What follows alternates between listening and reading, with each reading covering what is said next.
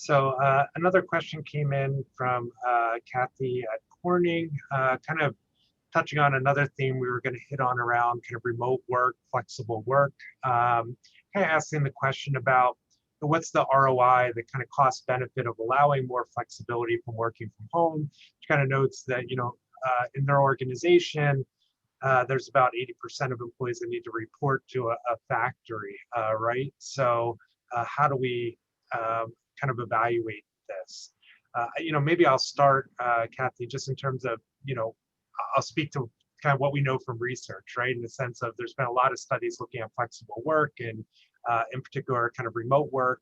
And what they show pretty conclusively is, a positive effect on employee, performance, right? So it's not a huge effect. I would say in general, we see effect of maybe 5 to 10% kind of increase in employee performance, working remotely as compared with similar employees in the office.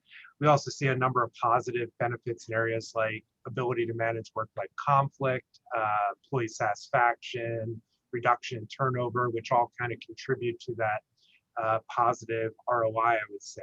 Say the one downside, at least from an employee perspective, is the idea that we know that employees that work from home or work remotely are less likely to be promoted than their kind of in-office colleagues, kind of the out of sight, out of mind phenomenon, which is something I think organizations really need to be conscious of.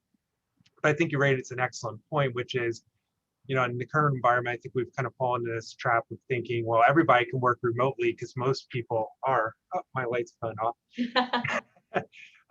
But we know, I think I saw a recent statistic that 70% of, at least in the US, 70% of workers really can't work remotely, right? Because they need to be on site to perform their jobs. So I think there we could think about, is there an opportunity for more ad hoc flex work and other forms of flexibility that might not be full-time or even, more intensive types of remote work that still maybe eliminate that have and have nots kind of phenomenon that you're referring to. Beth, I don't know if you have kind of other thoughts on this. Yeah, you know what?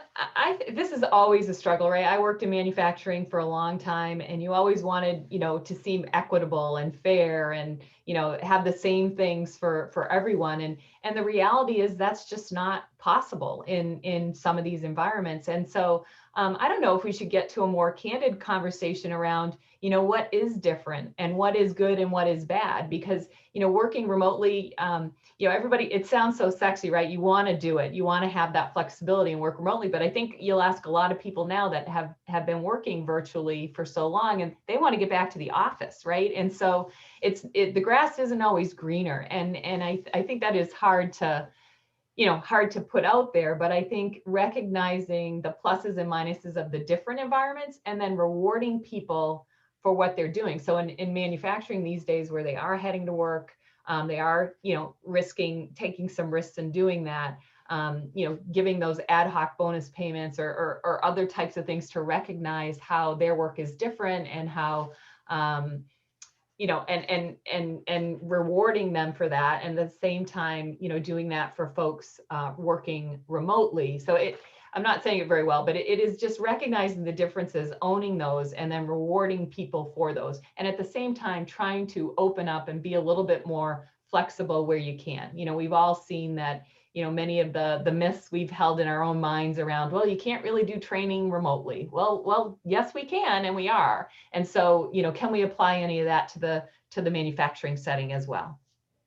Yeah, to your point, Beth, I saw in your notes from the working group that there were a few companies that were really kind of looking at almost every job to evaluate, how good of a fit is this job for remote work? And, working with some companies even pre-COVID that had big remote work programs, I would say the best ones were those companies that really had these very systematic processes for evaluating, is this a good fit for the individual? Is this a good fit for the job, the team, and ultimately the organization? And I think if you could do that and you have a really procedurally fair process, so to speak, that evaluates it, I think you can maybe prevent some of those have and have not feelings, because people understand the rationale behind the decision making. Yeah.